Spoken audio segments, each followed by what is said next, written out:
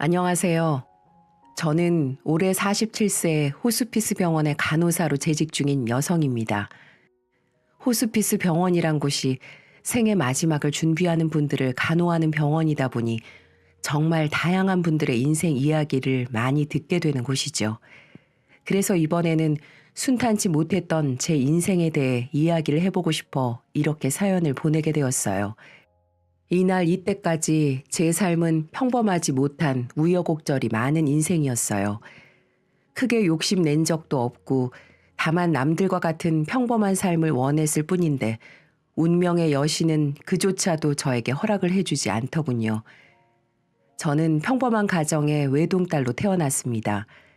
아버지께서는 당시 공장을 다니셨고 어머니는 가사 도우미 일을 다니셨어요.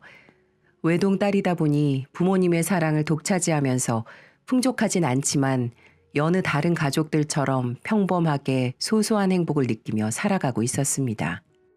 하지만 불행이란 녀석은 정말 한치의 예고도 없이 찾아오더군요. 제가 초등학교 3학년이 될 무렵 아버지께서는 공장 일을 하시다가 사고를 당하게 되셨어요. 그 사고로 인해 오른손이 절단되셨고 다행히 생명에 지장은 없었지만 더 이상 일을 할 수 있는 상황이 아니었습니다. 아버지는 그런 상황들을 견뎌내기엔 심적으로 많이 힘드셨나 봅니다. 사고로 보상금이 나왔지만 그 보상금으로 매일을 술에 의지하며 하루하루를 버티셨고 저희 가족은 그때부터 불행이 시작된 것 같습니다. 매일을 그렇게 술로 지새우시던 아버지는 어느 순간부터 매사 폭력적으로 변하기 시작했어요. 작은 일도 뜻대로 되지 않을 때마다 화를 내게 일쑤였고 그 화가 곧 저와 어머니께 돌아오기 시작했거든요. 저는 어린 나이였던지라 그런 아버지가 너무 무서웠어요. 하지만 어머니께서는 그런 아버지를 이해하시며 기존에 하시던 가사 도우미 일을 꾸준히 다니셨죠. 학교를 마치고 집에 돌아오면 아버지께서는 늘 술에 취해 잠들어 계셨고 잠에서 깨면 또 나가서 술을 드시고 들어오셨어요. 그러다 보니 아버지와 대화조차 제대로 해본 적이 없었습니다. 차라리 그게 더 편했어요. 어머니는 아침에 일찍 일을 나가시고 저녁에 늦게 들어오셨던 터라 아버지랑 마주하고 있는 그 시간에 아버지께서 깨어 있으시면 또 화를 내고 폭력적인 모습으로 돌변하실까봐 너무 무서웠거든요. 그런 아버지가 무섭고 원망스러웠습니다. 다른 친구들 집에 한 번씩 놀러 갈 때면 그렇게 부러울 수가 없었어요. 놀러 갈 때마다 친구들의 어머니가 다정하게 반겨주시고 간식도 챙겨주시고 하는 모습에 그렇게라도 온정을 느끼고 싶어 학교가 끝나면 집보다는 친구들 집에 자주 놀러 가게 되었고 밤 늦게까지 밖에서 시간을 때우다 집에 들어가곤 했었어요. 그러다 보니 저는 아버지 어머니랑 거리도 자연히 멀어지게 되었습니다. 그렇게 불행한 시간들이 계속 이어져 갔고 제가 초등학교 4학년이 됐을 때 어머니는 한마디 말도 없이 집을 나가셨어요. 어머니가 일이 끝나고 들어오실 시간이 한참이 지났는데도 들어오지 않으셨고 하루가 지나고 이틀이 지나도 집에 들어오지 않으셨어요. 한 달이 지날 무렵에도 들어오지 않아 저는 그때서야 어머니가 가족들을 버리고 집을 나가신 걸 확실하게 깨닫게 되었어요. 그 후로 아버지께서는 더욱더 폭력적으로 변하셨고 그런 아버지를 보며 어린 나이에 너무 힘들고 앞이 깜깜했어요. 집에 들어가는 시간이 저에겐 너무나 힘들고 무서웠습니다. 저에게 짐을 떠맡기고 무책임하게 도망간 어머니가 그 당시에 죽을 만큼 미웠어요. 차라리 나도 같이 데리고 가지 왜 남겨두고 그렇게 떠나 나만 이렇게 힘들어야 하는지 매일을 울면서 어머니를 원망했습니다. 학교가 끝나고 친구들과 어울리다가 집에 최대한 늦게 들어갔고 집에 가서도 아버지랑 마주치는 게 무서워 방문을 꼭 잠그고 밖에는 잘 나가지도 않았어요. 그렇게 지내다 보니 제 모습은 초췌해져 갔고 제 행색 또한 꼬질꼬질해지다 보니 친구들도 점점 줄어들 수밖에 없었습니다. 저도 모르게 어느 순간부터 친구들로부터 따돌림을 당하기 시작했던 거죠. 초등학교 졸업식 때도 매일 똑같은 옷을 입고 깨재재한 모습으로 혼자 졸업장을 들고 울면서 집으로 들어갔어요.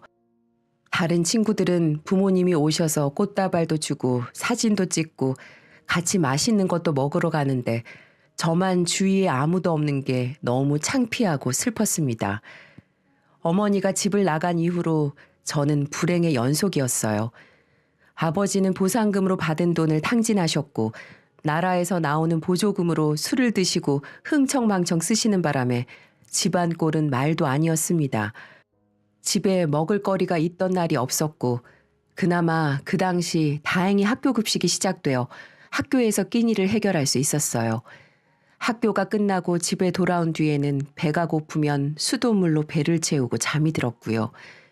아버지는 매일 저보고 술을 사오라고 소리 지르시고 집안 살림을 뒤엎는 등 횡포가 날이 갈수록 심해지셨고 저에겐 더 이상 감싸줄 아버지란 존재도 없다는 슬픔에 이젠 정말 혼자서 해나가야겠다는 생각이 들었습니다. 중학생이 됐을 때 그 당시 할 수 있는 모든 아르바이트를 하면서 학교를 다니기 시작했었어요. 전단지 배포, 신문 배달, 주말에 할 수 있는 식당 서빙이나 설거지 등등 학교 가는 시간을 제외하고 할 수 있는 아르바이트는 다 했습니다. 그러다 보니 시간적 여유도 없어지고 주위에 친구들도 없었어요. 그렇지만 저에겐 그런 건 사치일 뿐이었죠. 어떻게든 살아야 했으니까요. 친구들과의 추억 만들기보다 하루 당장 한 끼를 걱정해야 되는 제 자신이 너무나 서글펐습니다.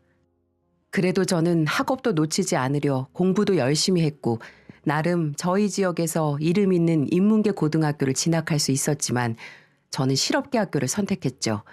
제 성적으로 장학금도 받을 수 있고 가정 형편이 어려운 학생들에게 지원해주는 부분도 많아서 실업계 학교로 결정을 하고 진학을 하게 되었습니다. 고등학교 생활도 별다를 게 없었어요. 학교와 아르바이트를 병행하며 지냈고 같은 반 친구들이 손톱을 예쁘게 길러서 치장하고 서로 자랑할 때 울퉁불퉁해진 제 손을 보며 속상한 마음에 눈물을 머금은 적도 한두 번이 아니었어요. 저도 저렇게 다른 친구들처럼 학교 끝나고 같이 어울려 군것질도 하고 같이 독서실도 다니고 싶었지만 그럴 수 없는 현실이 너무나도 큰 자괴감이 들었습니다. 저의 사춘기는 그렇게 학업과 생계 유지를 위한 고군분투의 시간으로 보냈어요. 저에겐 그 길밖에 선택권이 없었으니까요. 그러던 어느 날부터 아버지 안색이 안 좋아 보이기 시작하더군요. 식사도 제대로 안 하시는데 몸도 많이 부어 있으셨어요. 맨날 술과 담배 쪄들어 사시는데 건강하실 리가 없었죠. 병원을 한번 가보시는 게 어떻겠냐고 조용히 말씀드렸더니 쓸데없는 소리 말고 술이나 사오라고 윽박지르더군요. 더 이상 말을 하기 싫어 저는 그대로 방에 들어가 버렸습니다. 그런 아버지가 너무 싫고 대화도 하기 싫었어요. 그러던 어느 날 저녁 아버지가 심하게 앓으시는 목소리가 들려 아버지 방에 가보니 배를 잡고 심한 복통을 호소하고 계셨어요. 너무 놀라 119를 불러 구급차를 타고 병원을 갔습니다. 아니나 다를까 아버지께서는 간암 말기라고 하시더군요. 의사 선생님은 더 이상 가망이 없다고 했습니다. 그래도 미우나 고우나 하나뿐인 가족이고 아버지이기에 저는 의사 선생님께 마지막 치료라도 받게 해드리고 싶다고 했고 그렇게 아버지는 안병동에 입원을 하셨어요. 그렇게 지금까지 아르바이트를 하면서 조금씩 모아둔 돈도 병원비로 다 쓰게 되었고 알바를 하면서 버는 돈과 아버지 앞으로 나오는 보조금 또한 병원비로 다 충당을 하고 있었어요. 그러다 보니 제 생활은 완전히 깨져버렸죠. 몸이 안 좋아서 걷기도 힘들 때도 억지로 아르바이트를 하러 가야 했고 너무 배가 고파 식당 서빙을 할 때 눈치 보면서 남은 음식을 주워 먹어가며 살아야 했습니다.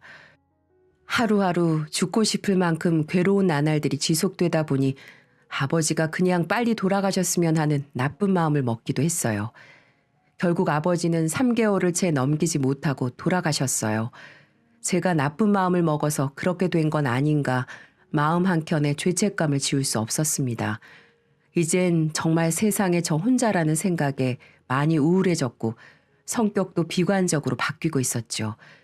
불행의 연속이 계속되다 보니 몸도 마음도 많이 지쳐만 갔고 그때마다 저를 버리고 가신 어머니가 많이 원망스럽고 미웠습니다. 그렇게 저는 남들이 다 가지고 있는 학창시절의 흔한 추억거리 하나 없이 절망과 고통 속에서 학창 시절을 보냈고 고등학교를 졸업하자마자 대학은 생각할 겨를도 없이 공장에 취직을 했습니다. 주야 2교대로 근무하는 공장이었고 저는 조금이라도 수당을 더 받을 수 있는 야간조로 취직을 했어요.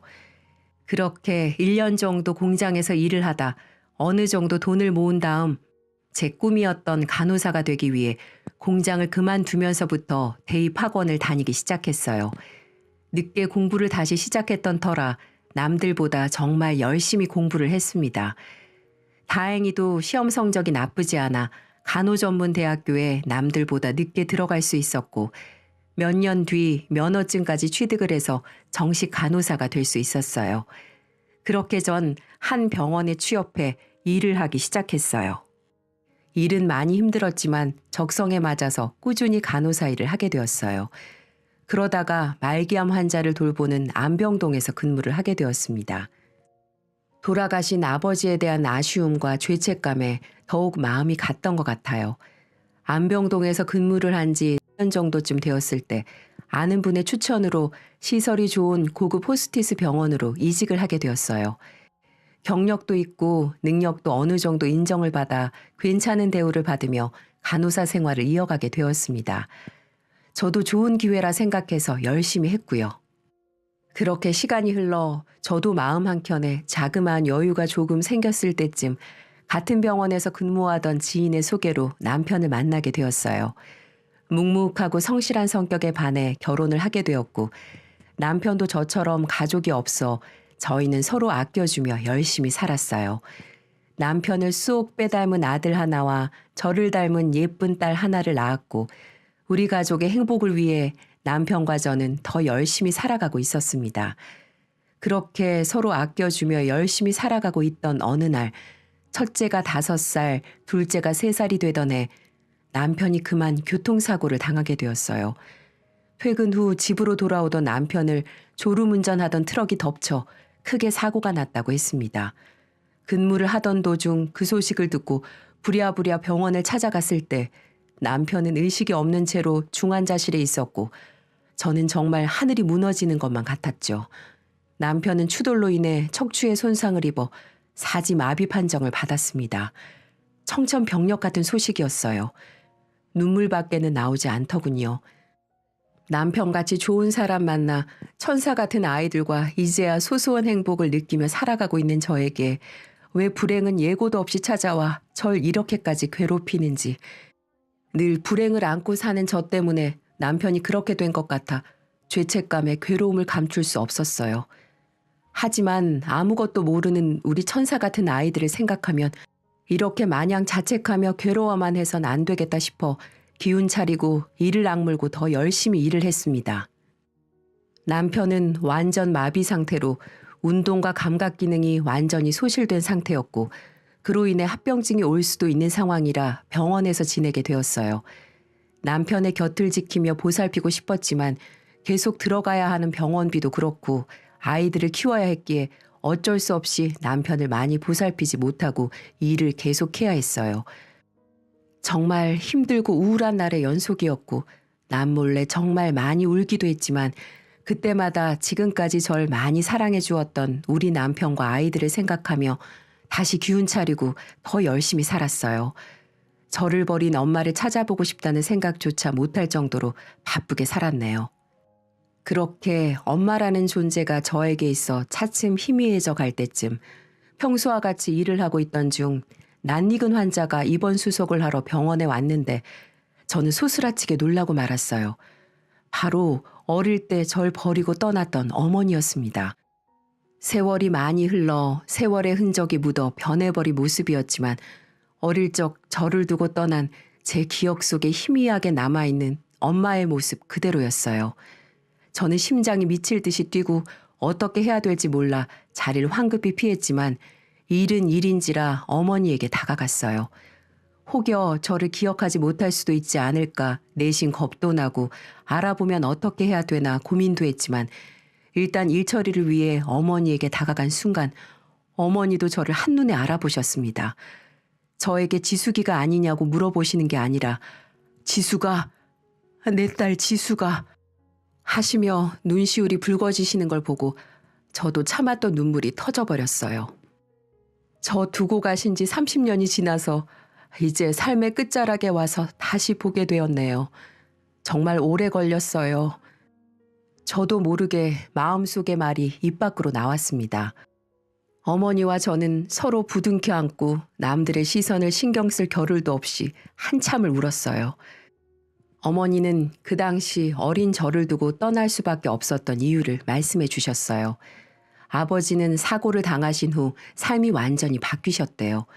그 모습은 저도 봐왔던 모습이었고 어머니도 그런 아버지를 이해하려고 노력을 많이 하셨다네요. 하지만 어느 순간부터 성격도 폭력적으로 바뀌시고 어머니에게 손찌검도 하셨답니다. 어머니는 어떻게든 저를 봐서라도 이해하고 참고 살려고 했지만 갈수록 점점 심해지셨고 어머니가 일을 하러 가시는 것마저 외도를 하는 걸로 의심해서 폭력을 휘둘렀다고 하셨어요. 저를 두고 그렇게 떠나려고 마음먹기가 쉬웠겠냐며 어느 정도 삶이 안정되고 나면 꼭 저를 데리러 오려고 했지만 여자 혼자 사회생활 하는 게 순탄치가 않아 시간만 흘러갔다고 하시며 미안하다고 눈물만 흘리셨습니다. 그렇게 저를 두고 떠나셔야 했던 이유를 듣고 나니 여자 입장에서 그 당시 어머니의 마음이 이해가 돼서 저도 눈물이 나더군요. 어머니께서는 제 이야기도 듣고 싶어 하셨어요. 저는 그리 행복했던 날들이 아니었기에 어머니께 들려드리고 싶지 않았지만 어머니는 끝까지 듣고 싶어 하셨습니다.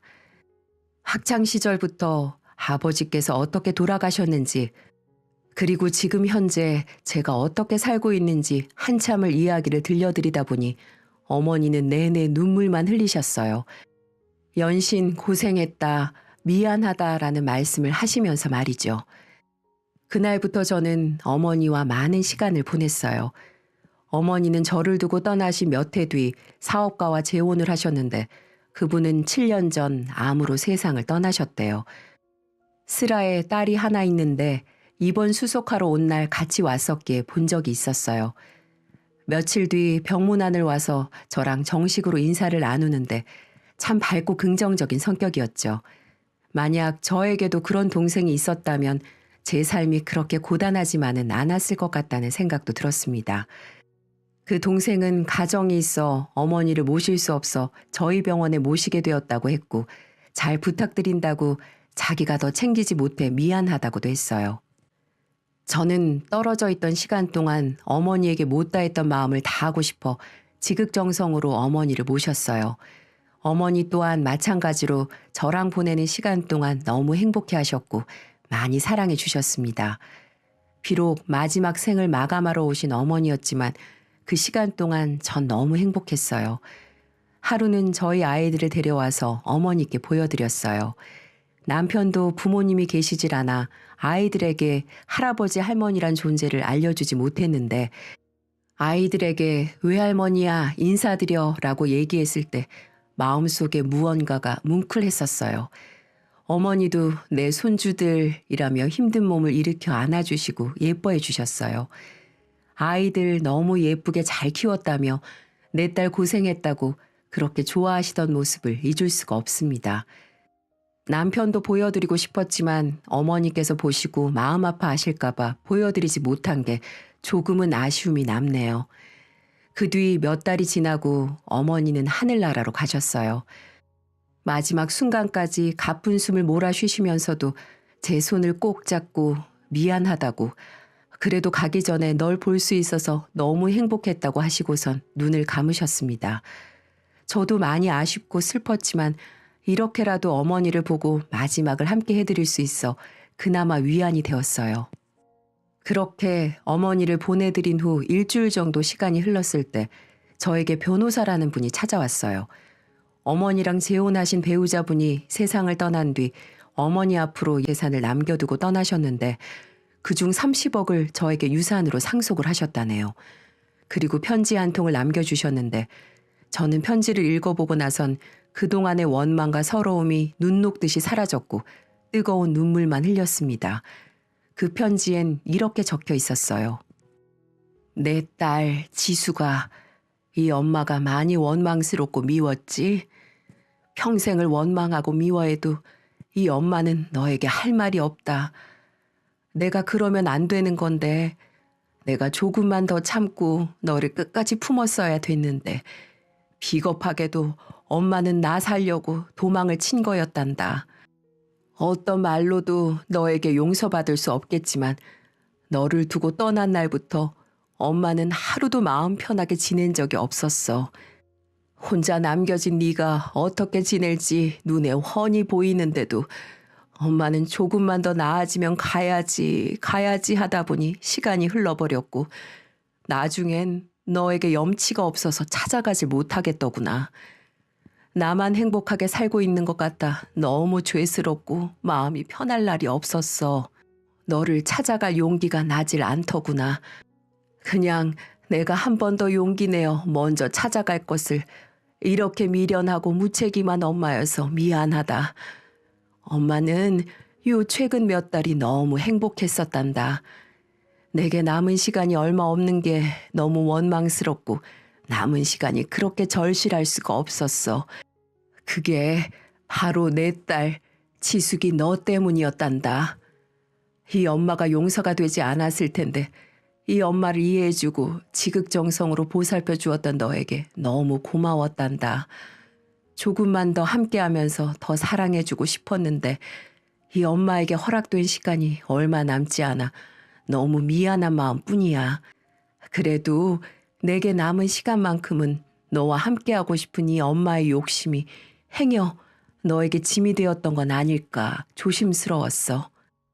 그래도 끝까지 힘든 내색 하나 없이 엄마 곁에서 함께해주고 나를 보며 웃어주던 네 모습을 보니 내 평생의 마음의 짐이 조금은 덜 수 있게 된 것 같아 참 위안이 됐단다.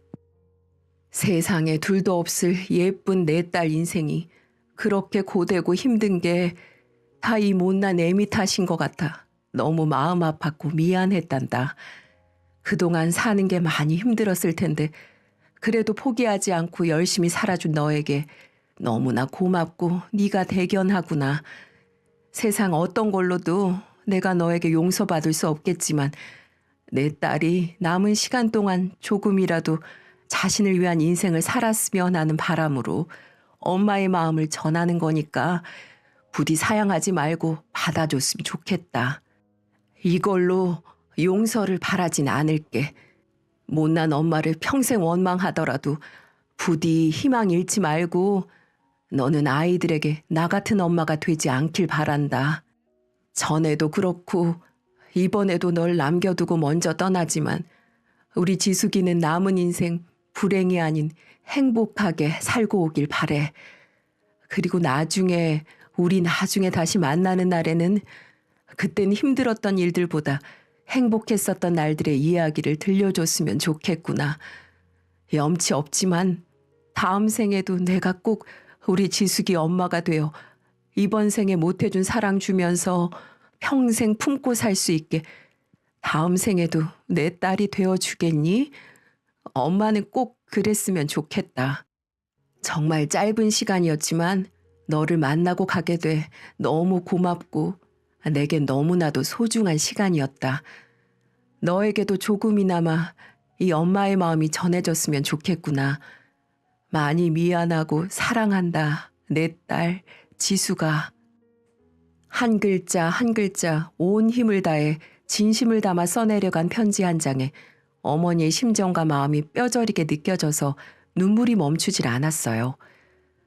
그렇게 저는 그 편지를 받고 얼마나 울었는지 모릅니다. 진심 어린 엄마의 편지를 받아들이면서 엄마가 저를 평생 잊지 않고 살아왔다는 사실에 너무 고맙고 감사했어요. 절 찾아오지 않았던 거 그런 건 문제가 되지 않았습니다. 절 생각해주는 마음을 간직하고 계셨다는 게 제겐 중요했습니다.